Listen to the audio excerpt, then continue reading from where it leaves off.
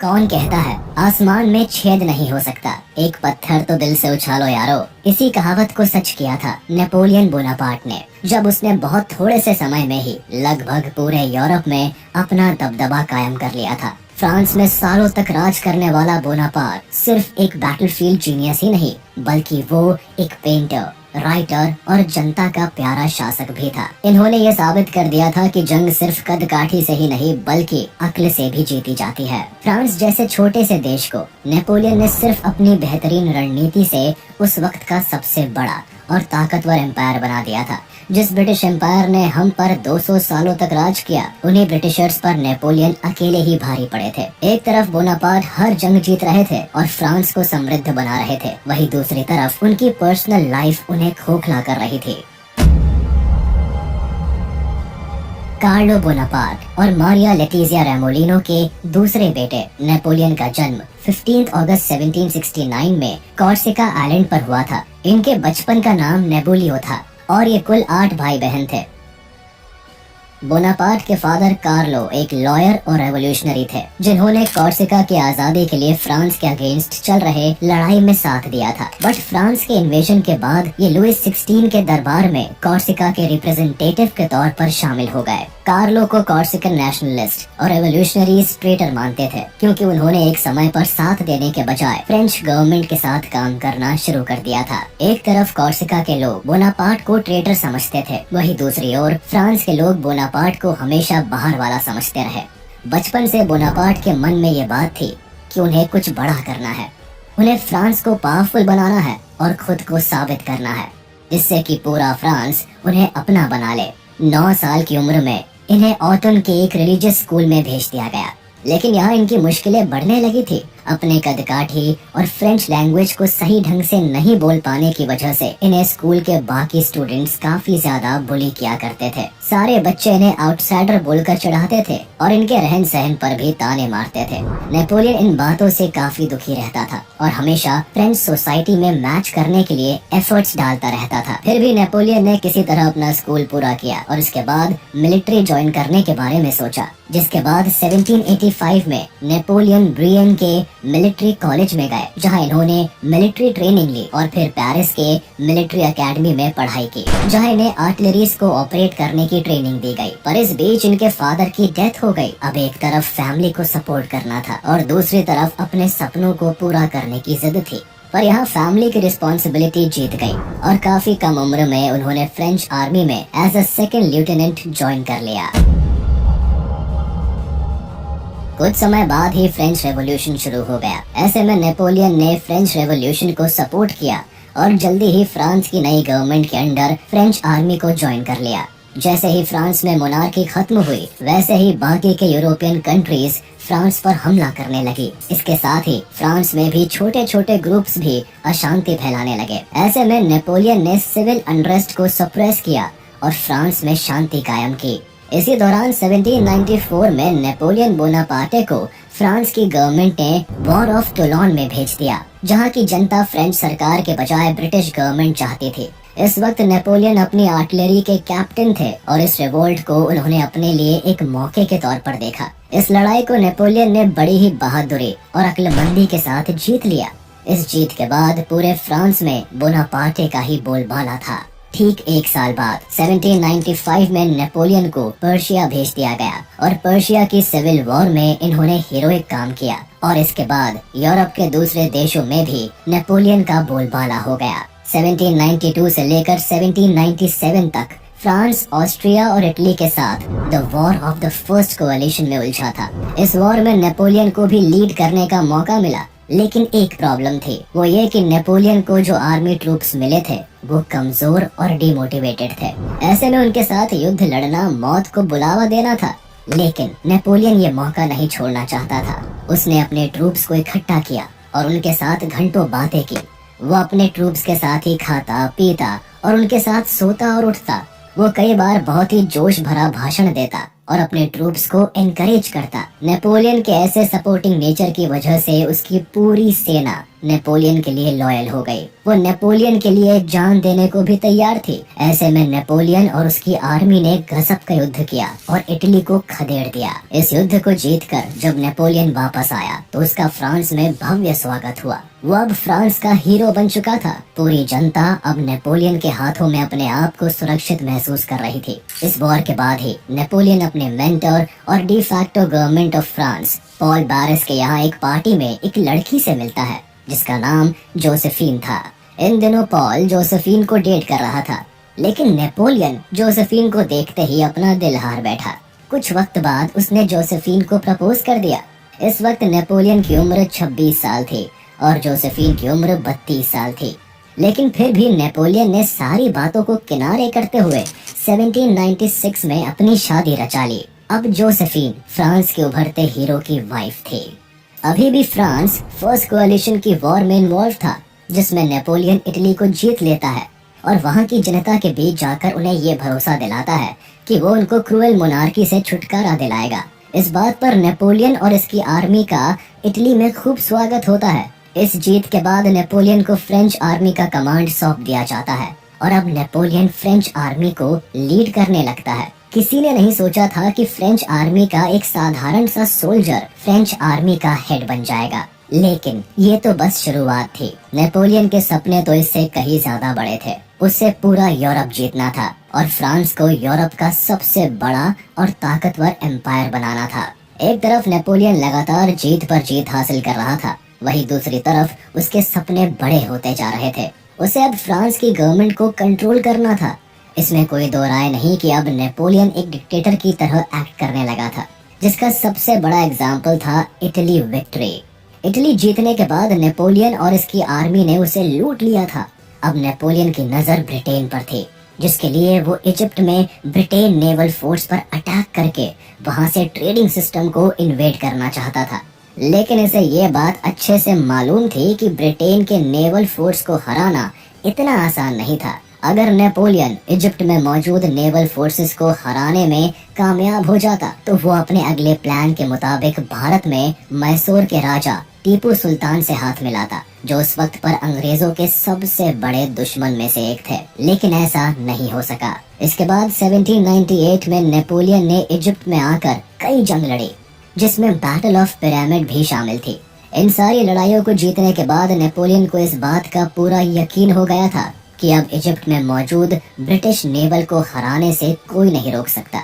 1799 में अबू कीर के इन्वेजन के दौरान नेपोलियन ने जीत तो हासिल कर ली थी, पर उसकी काफी बड़ी कीमत उन्हें चुकानी पड़ी, क्योंकि कई फ्रेंच सोल्जर्स प्लेग की वजह से अपनी जान से हाथ धो बैठे, जिस वजह से ये बैटल ऑफ नाइल हार गए। ये एक बड़ी वजह बनी जिससे नेपोलियन ना ही इजिप्ट पर कब्जा कर पाया और ना ही ब्रिटिशर्स के नेवल फोर्स को खदेड़ पाया, जिसके कारण उसे खाली हाथ पेरिस लौटना पड़ा। लेकिन फिर भी फ्रांस की जनता ने नेपोलियन को अपना हीरो ही माना। नेपोलियन कई बार अपनी पेंटिंग्स बनवाता और खुद को फ्रांस का सबसे वर्दी एडमिनिस्ट्रेटर के तौर पर स्टैब्लिश करने की कोशिश करता रहता।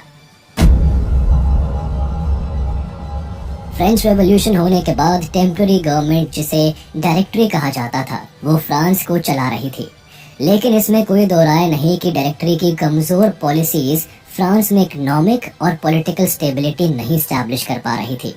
उन दिनों नेपोलियन लगातार यूरोप के देशों को जीत रहा था और उसकी इमेज फ्रांस के लोगों में काफी अच्छी बनती जा रही थी।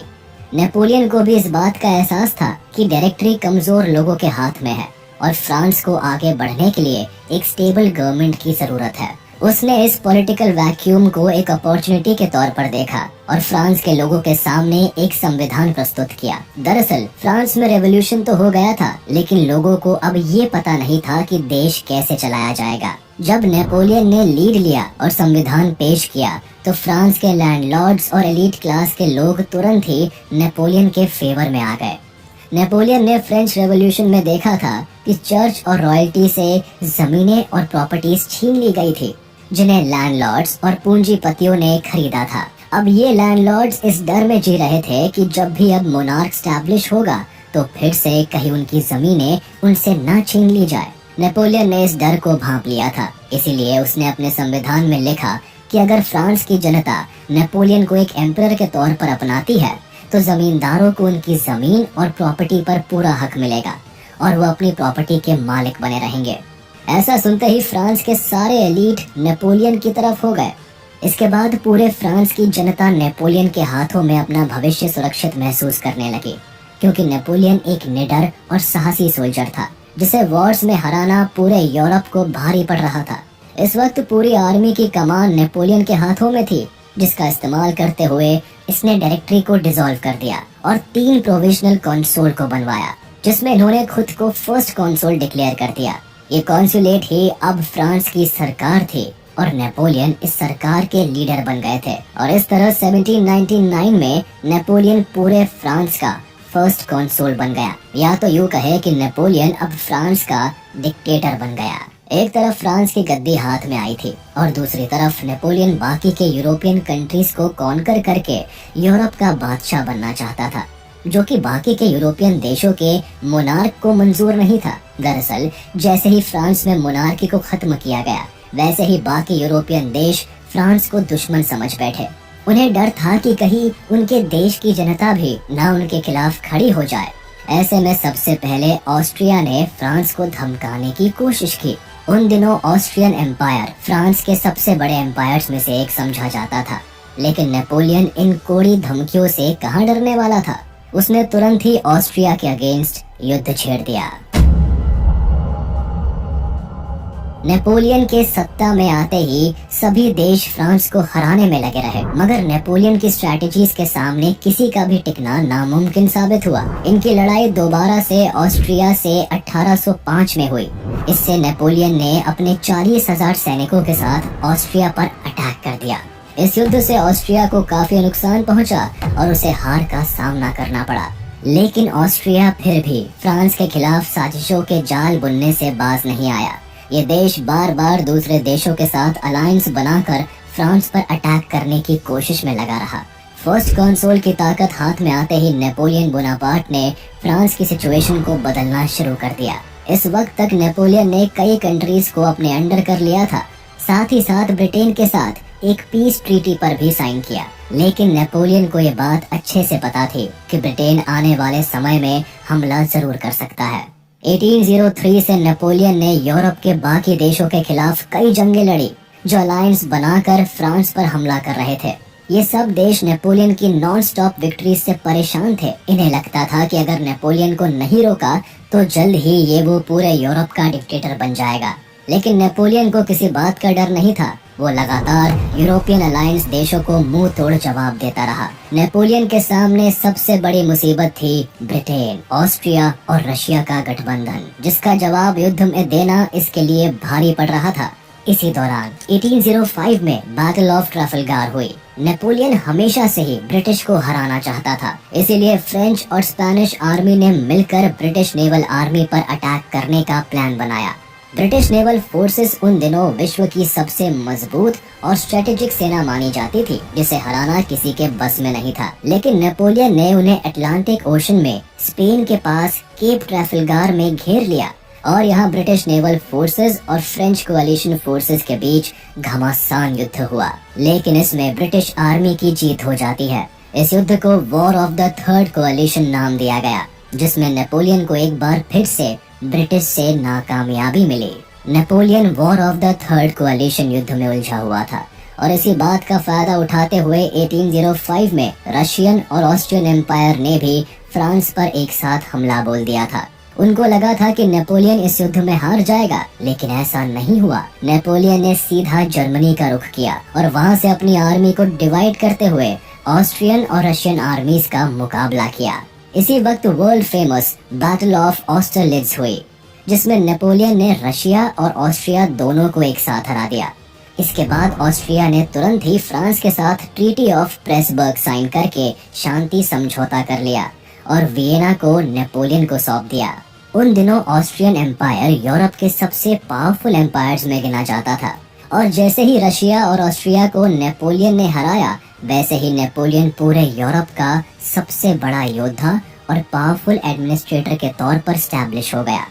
1810 आते आते नेपोलियन ने कई देशों को अपनी मुट्ठी में कर लिया था, लेकिन ब्रिटिश से नेपोलियन की रेवेलरी अभी भी खत्म नहीं हुई थी। 1810 आते आते नेपोलियन जोसेफिन की हरकतों से परेशान हो गया और जोसेफिन से डिवोर्स ले लिया।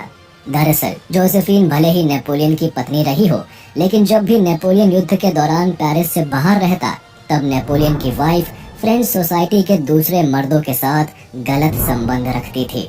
नेपोलियन अपनी पत्नी से बेहद प्यार करता था, लेकिन बीतते वक्त के साथ नेपोलियन ने भी जोसेफिन का असली चेहरा देखा और 1810 में उससे तलाक ले लिया। जोसेफिन से तलाक लेने के बाद नेपोलियन उदास रहने लगा। उसे ना तो जोसेफिन से सच्चा प्यार मिला था और ना ही गद्दी का वारिस मिला था। इसीलिए उसने 1810 में ऑस्ट्रिया के एक शाही परिवार की लड़की मैरी लुइस से दूसरी शादी कर ली।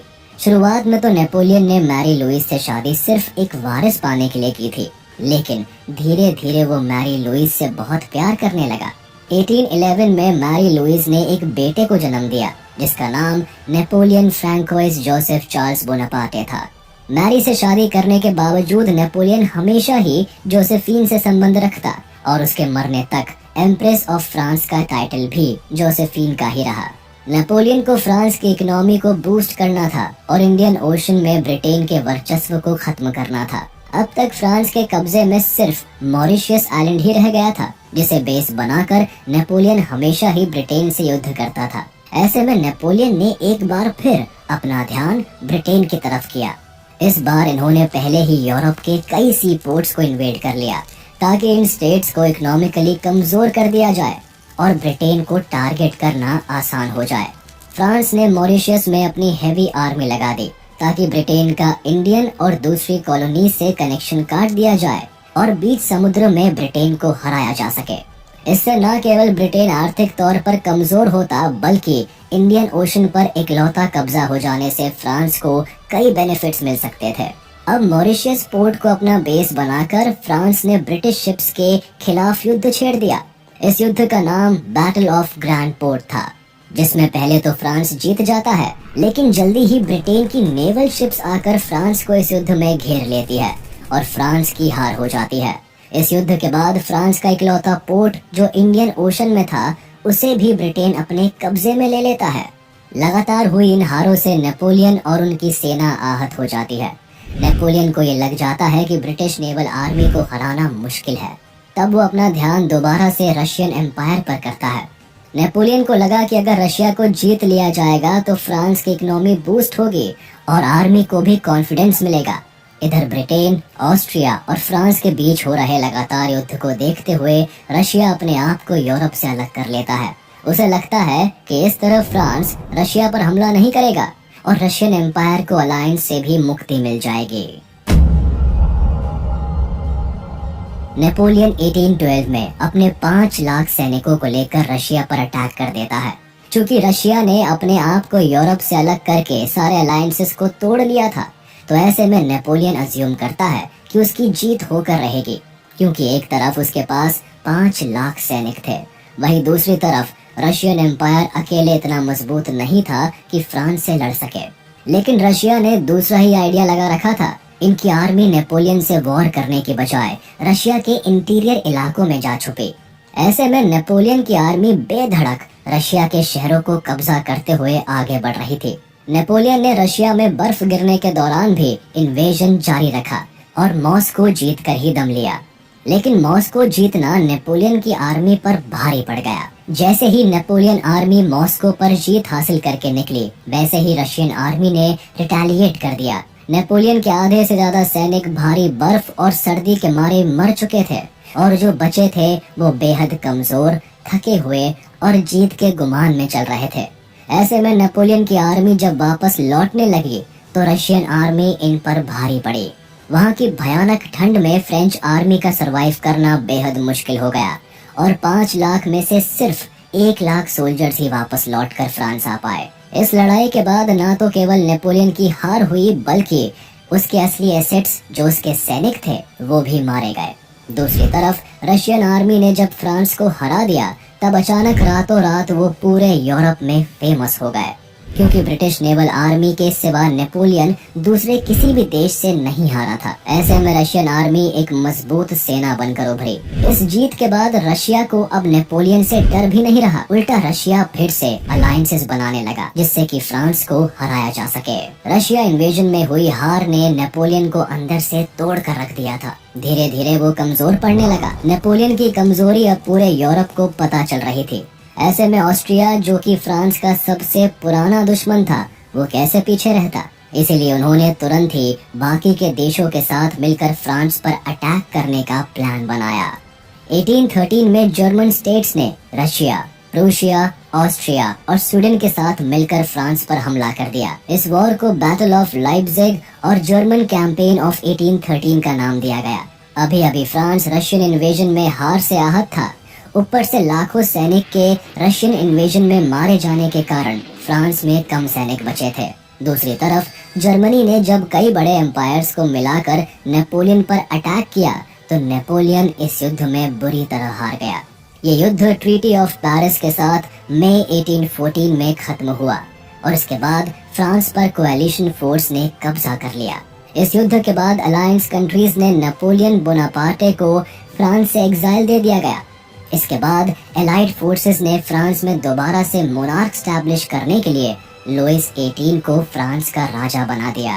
नेपोलियन को एग्जाइल के तौर पर इटालियन कोस्ट पर मौजूद आइलैंड ऑफ एल्बा भेज दिया गया और इनकी लेकिन एक साल के अंदर ही 26 फरवरी 1815 में नेपोलियन एल्बा से भागकर फ्रांस पहुंच गए, जहां इनके काफी सपोर्टर्स मौजूद थे।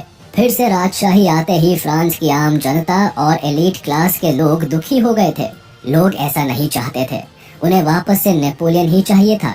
ऐसे में नेपोलियन के आते ही फ्रांस के नए किंग लुइस 18 को वहां से जाना पड़ा और फिर नेपोलियन ने फ्रांस की ताकत को वापस से बढ़ाने के लिए 100 डेज कैंपेन शुरू किया।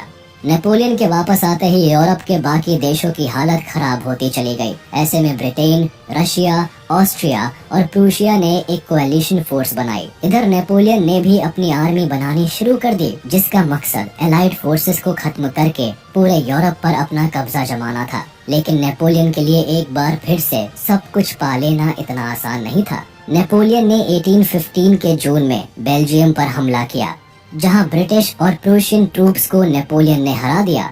इस जीत के बाद नेपोलियन ने आगे बढ़ते हुए प्रूशियंस को बैटल ऑफ लिग्नी में भी हराया। यहाँ नेपोलियन को भरोसा हो गया कि वो वापस पूरे यूरोप को जीत सकता है। लेकिन उसके इन सभी ख्वाबों पर तब पानी फिर गया जब 18 जून को बैटल ऑफ वाटरलू में फ्रांस को हार का मुंह देखना पड़ा। ये हार नेपोलियन को बर्दाश्त नहीं हुई। ये इनकी जिंदगी की आखिरी वॉर साबित हुई, जिसके बाद सजा के तौर पर नेपोलियन को अटलांटिक ओशन में मौजूद सेंट हेलेना आइलैंड पर भेज दिया गया, जहां 5 मई 1821 को उन्होंने हमेशा के लिए दुनिया को अलविदा कह दिया। नेपोलियन बोनापार्टे दुनिया से तो चला गया, लेकिन फ्रांस की जनता के दिल से ये योद्धा कभी नहीं गया। उनके लिए नेपोलियन हमेशा के लिए एक लेजेंड बन गया, जो पूरी दुनिया को जीतने की ताकत रखता था। नेपोलियन बोनापार्टे की जिंदगी आज भी कई लोगों के लिए किसी इंस्पिरेशन से कम नहीं है और यही एक बहुत बड़ी वजह है नेपोलियन का नाम दुनिया के सबसे महान एम्परर्स में गिना